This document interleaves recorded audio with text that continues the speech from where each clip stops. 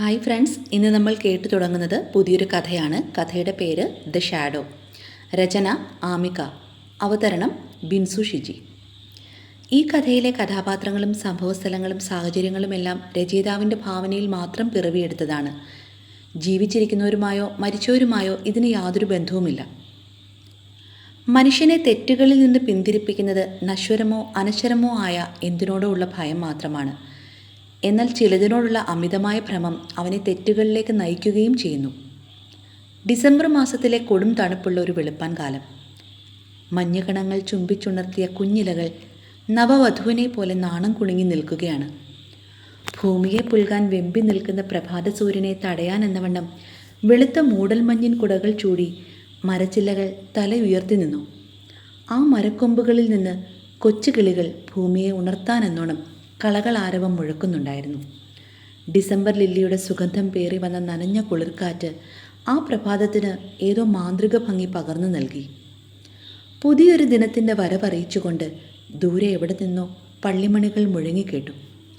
ഒപ്പം ക്ഷേത്രത്തിൽ നിന്നുള്ള പരിശുദ്ധിയുടെ പ്രഭാതവന്ദന ഗീതങ്ങളും വ്രതശുദ്ധിയുടെ നിറവുള്ള അല്ലാഹു അക്ബർ എന്ന ബാങ്ക് വിളികളും ആ ഗ്രാമത്തിൻ്റെ വിശുദ്ധിയുടെ ഉണർത്ത പാട്ടായി അന്തരീക്ഷത്തിൽ അലിഞ്ഞു ചേർന്നു.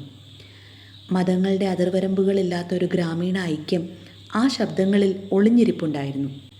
ഇരുട്ടിൻ്റെ കരിമ്പടം പൂർണ്ണമായും മാറിയിട്ടില്ലെങ്കിലും നിഷ്കളങ്കരായ ഗ്രാമീണർ പുലർച്ചെ തന്നെ തങ്ങളുടെ തൊഴുത്തുകളിലും കൃഷിയിടങ്ങളിലുമായി കൊച്ചു കൊച്ചു ജോലികളിൽ ഏർപ്പെട്ടു തുടങ്ങിയിട്ടുണ്ട്. പല വീടുകൾക്ക് മുൻപിലും ഉണ്ണീശോയുടെ പിറവിക്കായി കാത്തിരിക്കുന്ന നക്ഷത്രവിളക്കുകൾ പ്രത്യാശയുടെ പ്രകാശം തൂകി അപ്പോഴും തിളങ്ങി നിന്നു. വീടുകളുടെ അടുക്കളകളിൽ നിന്ന് പ്രഭാത ഭക്ഷണത്തിൻ്റെയും കട്ടൻ ചായയുടെയും സമ്മിശ്ര ഗന്ധം നാട്ടുമ്പുറത്തെ വഴികളിലേക്ക് പടർന്നു തുടങ്ങിയിരുന്നു. Kallurkad police station. Kallurkad police station എന്ന ജീർണിച്ച ബോർഡ് തൂങ്ങിക്കിടക്കുന്നത് കൊണ്ട് മാത്രം അതൊരു പോലീസ് സ്റ്റേഷനാണെന്ന് തിരിച്ചറിയാൻ കഴിയുന്ന ഒരു കൊച്ചു കെട്ടിടം. ആർക്കും ഏത് സമയത്തും ഭയത്തിൻ്റെ അംശമില്ലാതെ കടന്നു വരാവുന്നത്ര സൗഹൃദപരമായിരുന്നു അവിടുത്തെ അന്തരീക്ഷം.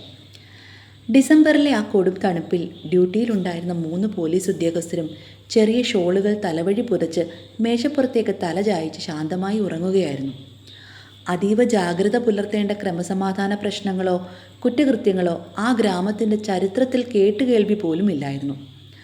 അതുകൊണ്ട് തന്നെ രാത്രിയുടെ നിശബ്ദതയിലോ പകലിൻ്റെ വെളിച്ചത്തിലോ അവരെ ശല്യം ചെയ്യാനായി അനിഷ്ട സംഭവങ്ങളൊന്നും ആ അതിർത്തി കടന്നു വന്നതുമില്ല.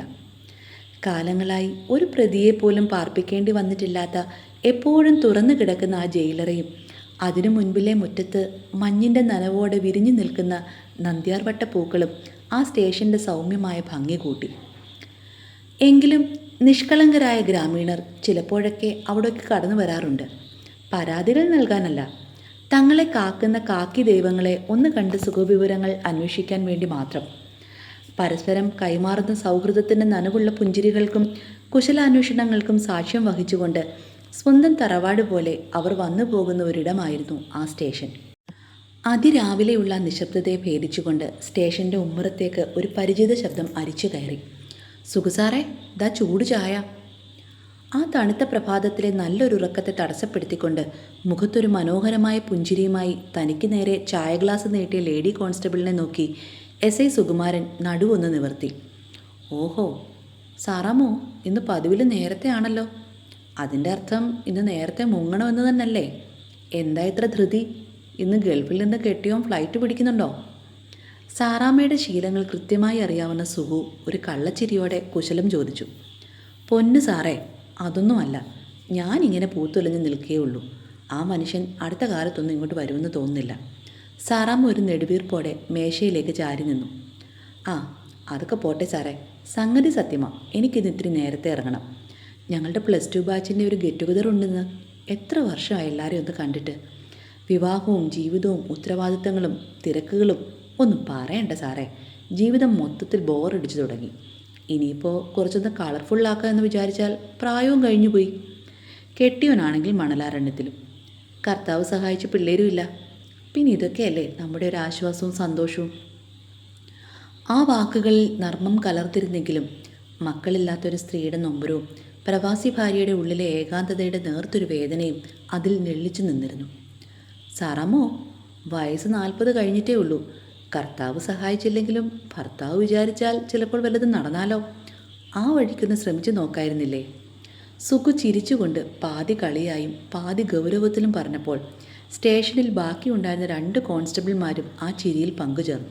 ഛേ, ഈ ആണുങ്ങളെല്ലാം ഒന്നിനൊന്ന് വഷളന്മാരാ.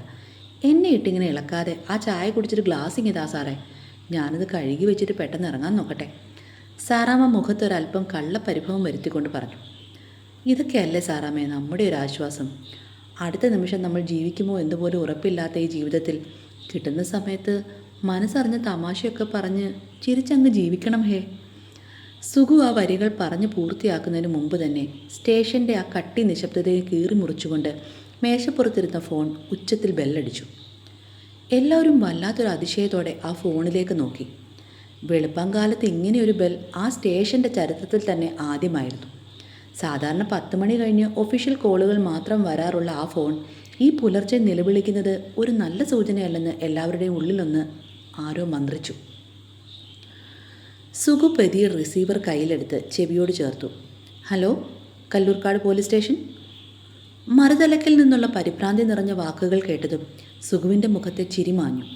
കൺപീലികൾ വലിഞ്ഞു മുറുകി. എവിടെ? എപ്പോൾ? ആരായി സംസാരിക്കുന്നത്? സീറ്റിൽ നിന്ന് പെട്ടെന്ന് ചാടി എഴുന്നേറ്റുകൊണ്ടുള്ള സുഖുവിൻ്റെ ചോദ്യം കേട്ടപ്പോൾ തന്നെ കാര്യമായ എന്തോ ദുരന്തം സംഭവിച്ചിട്ടുണ്ടെന്ന് അവിടെ ഉണ്ടായിരുന്ന ബാക്കി 3 പേർക്ക് ഉറപ്പായി. പേടിക്കണ്ട, ഞങ്ങളിപ്പോൾ വരാം. ആ അഡ്രസ്സ് ഒന്ന് കൃത്യമായി പറയൂ. മറുഭാഗത്തു നിന്ന് വിറയ്ക്കുന്ന ശബ്ദത്തിൽ പറഞ്ഞ വിലാസം സുഖു അതീവ ശ്രദ്ധയോടെ മേശപ്പുറത്തിരുന്ന ഡയറിയിലേക്ക് പകർത്തി എഴുതി. ആ പാലത്തിൻ്റെ അരികിലുള്ള വലിയ വീടല്ലേ? ഭയപ്പെടേണ്ട, ഒരു 5 മിനിറ്റ്, ഞങ്ങളിപ്പോൾ എത്തും. പിന്നെ ഒരു കാര്യം, ഞങ്ങൾ എത്തുന്നത് വരെ വേറെ ആരെയും ആ മുറിക്കകത്തേക്ക് വിടരുത്. മറുസൈഡിലുള്ള ആളെ ആശ്വസിപ്പിക്കാനും ഒപ്പം ജാഗ്രതപ്പെടുത്താനും ശ്രമിച്ചുകൊണ്ട് സുഖു ഫോൺ ഡിസ്കണക്ട് ചെയ്തു. മേശപ്പുറത്ത് അലക്ഷ്യമായി വെച്ചിരുന്ന തൻ്റെ ഒഫീഷ്യൽ തൊപ്പിയെടുത്ത് തലയിൽ ഉറപ്പിക്കുമ്പോൾ സുഖുവിൻ്റെ കൈകൾ നേരിയതായി വിറയ്ക്കുന്നുണ്ടായിരുന്നു. ചുറ്റും നിന്നവരുടെ മുഖങ്ങളിൽ വലിയൊരു ചോദ്യചിഹ്നവും ആകാംക്ഷയും നിഴലിച്ചു നിന്നു. ഗോപ, പെട്ടെന്ന് വണ്ടിയെടുക്ക്. സുഖുവിൻ്റെ ശബ്ദത്തിൽ മുൻപെങ്ങുമില്ലാത്തൊരു ഗൗരവം നിറഞ്ഞു. സാറാമ്മ ഇവിടെ ഉണ്ടാകണം. അല്ലെങ്കിൽ വേണ്ട, ഇവിടെ അടുത്തല്ലേ കോൺസ്റ്റബിൾ ഭദ്രൻ താമസിക്കുന്നത്. അയാളോട് പെട്ടെന്ന് ഇങ്ങോട്ട് വരാൻ വിളിച്ചു പറ. എന്നിട്ട് സാറാമ്മ ഞങ്ങളുടെ കൂടെ വാ. മരിച്ചതൊരു പെൺകുട്ടിയാണ്. ഇൻക്വസ്റ്റ് നടപടികൾക്ക് ഒരു ലേഡി കോൺസ്റ്റബിൾ കൂടെ വേണം.